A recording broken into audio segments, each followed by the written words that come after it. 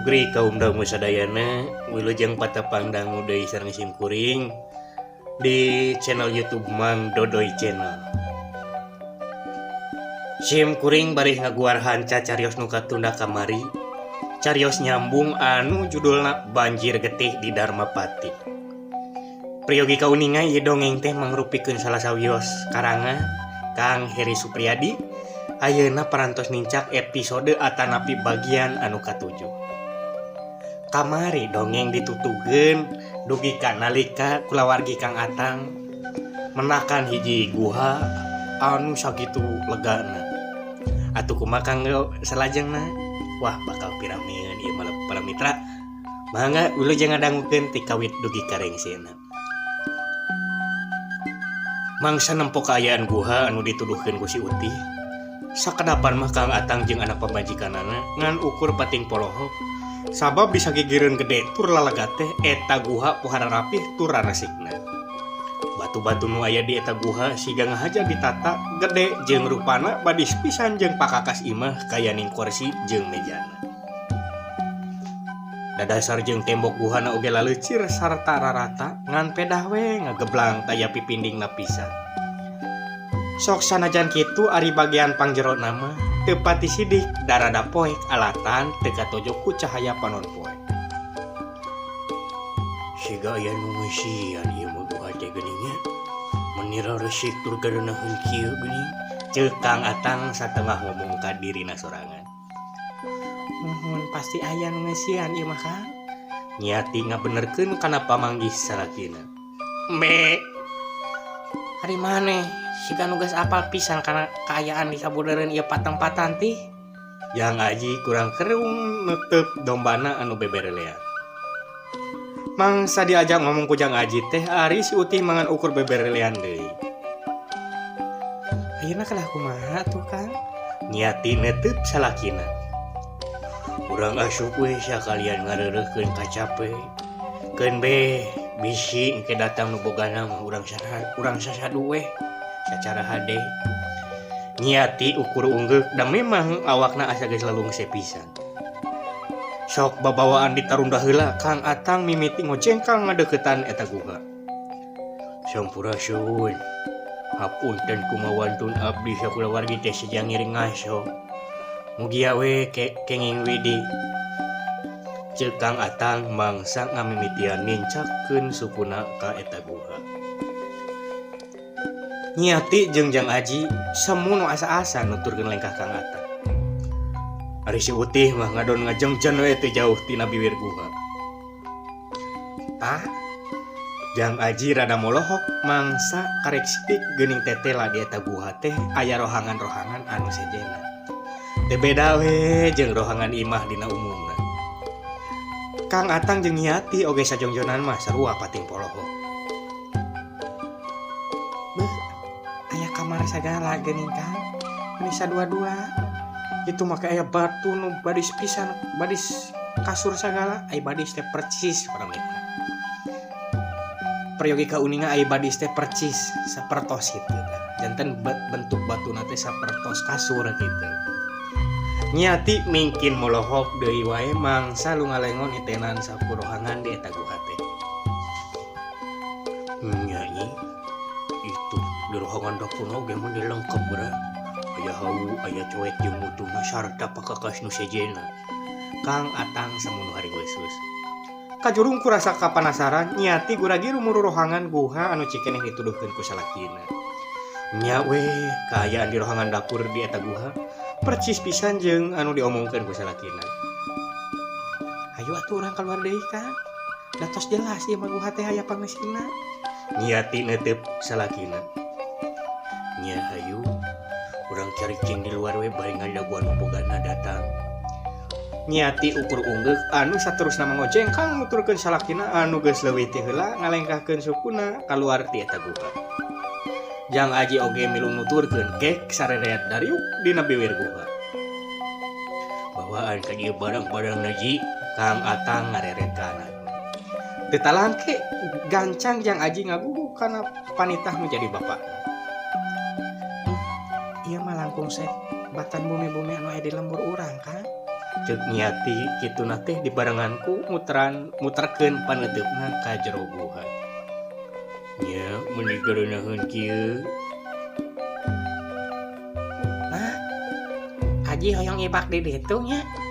Enakeun sigana. Cek Jang Aji mangsa nunda barang bawaan deket indung bapana kitu teh di barenganku nunjuk cai curug. Yung ti heula rek mandi mah da bapa oge sarua yang mandi teu geunyaheun sarepek ieu ku kesang sareng-sena nundaan sakabeh bawaanna mah kebat bae Jang Aji muruka eta curug si Utih nuturkeun bari beberelean siga nu bungah pisan ditarempokeun ku Niati jeung ku Kang Atang. Jorowok Jang Aji sanapina ka eta curug kitu teh sorana rada les-lesan alatan kasilep ku ngaguruhna cai curug. Tempo kan bisi kuna naon Niati siga nu pohara rawaseunana mangsa nempo Jang Aji anu tipolohok anu pating polohok neuteup lintung curug teh. Kang Atang langsung cengkah sarta anu saterusna mah ngaderegdeg muru nu jadi anakna. Masya Allah Gusti nu Agung. Kang Atang pipilueun molohok siga Jang Aji.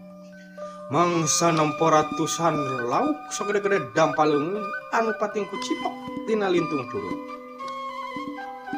Aya naon kan? Tanya Niati anu tetelan nuturkeun. Sorana ngengkreng mah meh mapakan gumuruhna cai curug. Itu geura. Tempo asa kakarek ayeuna akang menempo lauk aya dina lintung curug geura. Tembal Kang Atang di barenganku tutunjuk. Alhamdulillah moal sasah milarian tuangan ari kieu mah Kang. Benyerneh makan dahareun wae ingetnya teh. Emangna akang teu lapar gitu? Hehe. Iya kita. Kang Atang jadi kulamas keleme sorangan. Nyati mangan ukur jeba-jebi sarta dulak-delek ka salakina. Celong kejebur. Sanggeus ngalaan bajuna, Jang Aji ngajeburkeun awakna kana eta lintung. Tetela jerona teh ngan ukur samet dada. Sadar Pak. Jang Aji neuteuk bapang. Celong kejebur. Kalayan teu kungsi ucul-ucul heula pak. Hapunten.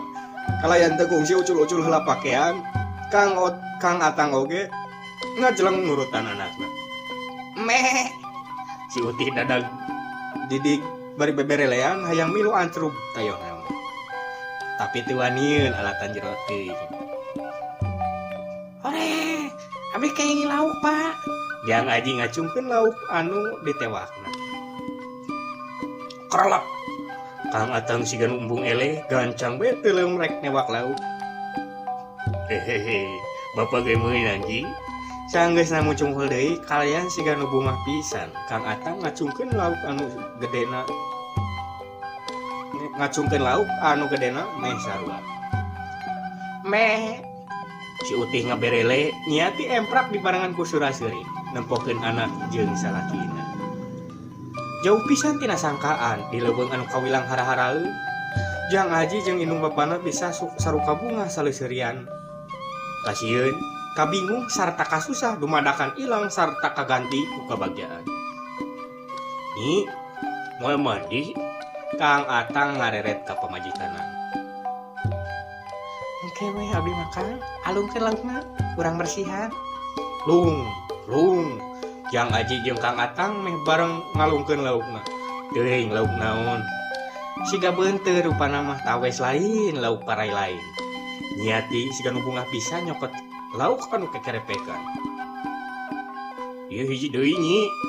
Tambah hiji ewang. Kang Atang ngacungkeun deui lauk nu meunang ewangna. Cerem.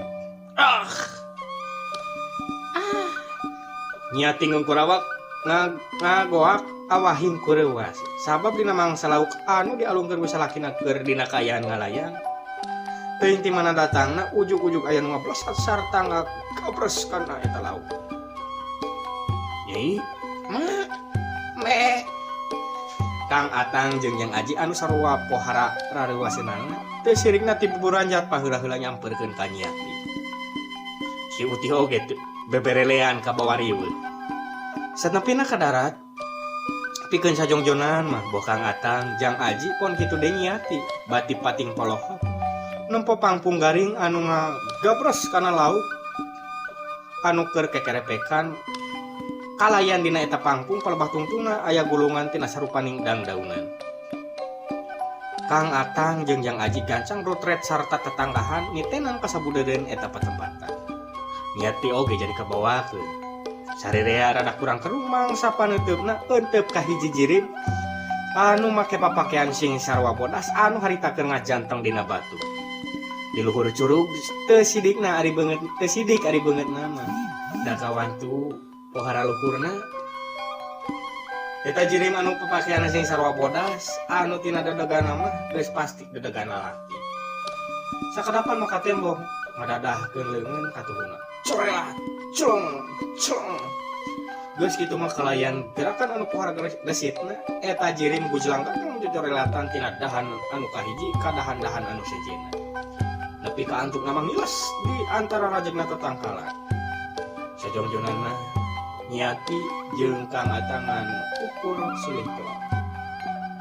Sahanya jeung Kang Atang satengah tunganya ka dirina sorangan. Niati jeung Jang Aji ukur garide. Geus kitu mah kalayan pinuh kurasa kapanasaran. Kang Atang dongkot pikeun ngarongkong gulungan daun nu aya dina eta tungtung pangpung. Sanggeus dibeberkeun tetelah geuning aya tulisanna kalayan make aksara Sunda pek aresian uha kuring sing barungah sarta bumeta patih cakra sanjaya widarasa. Kang Atang ngagerendeng maca eta tulisan. Sajongjonan ngoboh Kang Atang niati pon kitu di Jang Aji ngan ukur silih reret bari kurang kerung kalayan surat matana nu pinuh ku pananya. Waktosna para mitra wah beuki rame ieu beuki rame ieu carios teh para mitra kinten-kinten saha tah nu ngageraksupkeun sing sarwa bodas teh urang lajengkeun deui enjing rupina urang cekapkeun heula dugi ka dieu papunten tina samudaya ning kalapatan ulah hilap di like di komen sareng di share sakali deui hapunten tina samudaya ning kalapatan di kantun wae mangga.